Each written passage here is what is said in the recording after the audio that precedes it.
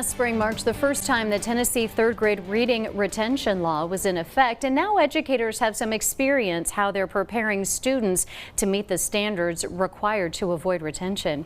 Good evening. Thanks for joining us on this Monday. I'm Sarah Diamond. And I'm Casey Muller. That's where we begin at 5. Law required third graders to attend tutoring sessions or summer school if they did not meet state standards. News Channel 11's Catherine Simpson has more on what educators in our region learned after their first go-around with that law. Hi, Catherine.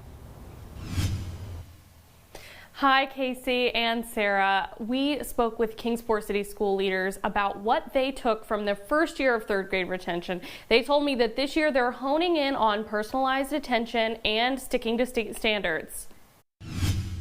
Kingsport City Schools Assistant Superintendent Rhonda Stringham says she's paying special attention to fourth grade's quarterly benchmarks to prevent any students from being retained. The actual law states that they have to make adequate progress between third grade TCAP and fourth grade TCAP to go on to fifth grade. The stakes for state testing higher than ever. Stringham says teachers are making sure each lesson lines up with state standards and asking themselves 3 questions. How do we know if they know it? That's the benchmark. What do we do if they don't?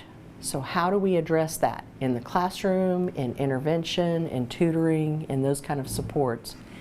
And what do we do if they already know it? For students who scored approaching or below expectations on last year's English Language Arts TCAP exam, tutoring is required.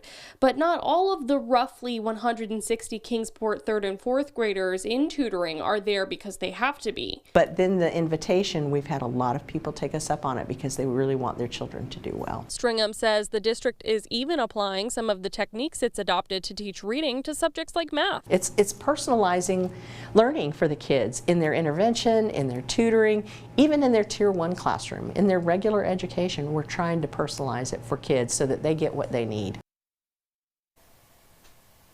Stringham also told me that to try to improve their reading education, they've adopted a new curriculum this year. Live in Kingsport, I'm Catherine Simpson, News Channel 11. Back to you, Sarah and Casey. Catherine, thanks.